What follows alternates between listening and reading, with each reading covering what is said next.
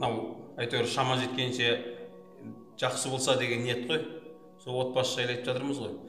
Ата ана жайлы, әйел мен ер адамның бірін-бірімен қарым-қатынасы, бала-шағамен қарым-қатынас. Сонда енді әркім әртүрлі ой айтып жатады, өз ойларын. Өткенде бір кісі айтып жатыр. Біз ата анаңа қызмет қыл, сондай. Басқалардан ерекше деп енді айтып жатырмыз, сонда айтады. Әйеліңмен, мысалы мен әйеліммен анама екеуіне бірдей қызмет қылуым керек екен да. Ана кісі айтып жатыр. Ол да ана ғой, бұл да ана ғой, ол да туады, бұл да туады дейді да. Екеуі де ана ғой, екеуіне де бірдей жақсылық істеу керек дейді да. Мысалы, ананың аяғында тізерлеп, ананың аяғына тізерлеп жатсаң, мысалы, әйеліңе де солай болады дейді да. Құрмет ретінде, жақсы көргеннен дейді да. Жоқ. Екеуі де ана. Бірақ мынау сенің анаң. Ал әйел ол сенің балдарыңның анасы. Сенің балдарың әйеліңнің табанын сүйе берсін, аяғын сүйсін, тізерлеп отыра берсін. Ол саған қатысты нәрсе емес бірақ. Сен бірақ анаңның алдында. Әйелің мен анаң салыстыруға келмейді. Бұл деген нәрсе, бауырлар, бұл анау әйел адамын адам емес деп жатқан жоқпын. Әр адамның өз орны бар ғой. Сен бауырыңның орны бар, әйеліңнің орны бар, анаңның, әкеңнің орны бар. Жоқ, бәрі бірдей емес. Қараңыз, ол да туады, бұл да туады. Жарайды, анаң сені туған ғой, бірақ мынау сені туған жоқ қой. Анаң сені туарда, әйел адамы, қараңыз қандай мейірім. Мен өлсем өліп қалайын, осы аман туылсын деп өздерінің басын бәлеге тігеді, өлімге тігеді. Сен солай дүниеге алып келген. Мына әйел сені туған жоқ қой. Екіншісі, жәннат сен анаңның аяғының астында, бірақ әйеліңнің астында емес. Әйеліңе жәннат сенің аяғыңның астында, керісінше. Сонда өзіңіз қараңызшы, кім тізерлеу керек?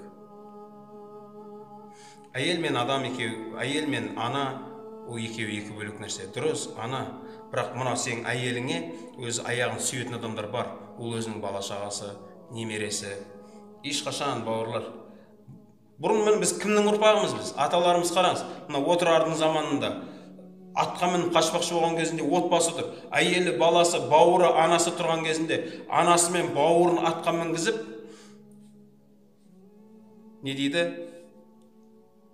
Қатын жолда, бала белде. Маған бауырды кім туып береді дейді. Ақылға салыңызшы. Бұл қазір ондай заман емес қой, енді Құдай сақтасын. Кейбір ана тіке түсінетіндер бар ғой, Алаттай, сен не? Деп. Жоқ. Мен бұны салыстырмалы түрде айтып жатырмын. Шынымен де дәл сол нәрсе басқа келетін болса бар ғой, анаң қайттан келмейді сенің. Қайттан ана болмайды. Біздің қазақтың өзі айтып жатыр ғой, 70 жеңген қосылып бір анаңдай бола алмайды. Бола алмайды бәрібір. Өйткені анаң керек кезінде сен үшін жанын бере алады. Бауыр да сен деген бұдан кейін қайттан болмайды. Керек десеңізше, бауырдың дәрежесі сен әйеліңнен жоғары тұрады. Неге? Өйткені бауырды саған ешкім тауып бере алмайды енді. Болды. Қанша бауырың бар, болды, сол бауыр болды. Көбеймейді одан, азаймаса. Әйел деген бұл жақсы. Сен ертең әйелің үшін жауап бересің қияметте. Сол үшін оған құрмет қылу керек. Құрмет деген ол анау бар басына иіп айтқанын бәрін істеп жүре беру емес ол. Құрмет деген өзіңнің уәде берген нәрселерің бар ғой, тамақтандыру, киіндіру, баспанамен қамтамасыз ету, дінін үйрету деген сияқты жақсы сөйлеу, жақсы ондай нәрселер бар. Бірақ анаға деген қызмет жіктер басқаша болу керек. Басқаша болу керек. Сенмен қосылып алып тұрып, әйеліңде дәл сен істеген нәрселеріңді анаңа істеуің керек. Бірақ өзің істемейтін нәрсені әйеліңе істе деп айтпай-ақ қой, бәрі істемейді. Ол сенің анаңа сен не істейсің, ол да соны істейді. Байқайсыздар ма, шынымен бір кісілер хабарласады да бізге бүйтеді. Бір балам бар дейді. Әйелім мамаммен сыйыспайды дейді.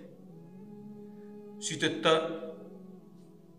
жаңағы ошибкадан шығып жатыр ғой, жаңағы ана мен әйелдің дәрежесі тең қылып алғандар бар ғой, болды уже жаңа басына іс түскен кезінде мынаны таңдап кете салады да, өйткені екеуі бірдей болып қалғанда болған. Жоқ. Қанша жерден алтын болса да анаң қанша жерден ақымақ болса да бар ғой, анаңды тастап кетпе ешқашан. Тастама ешқашан.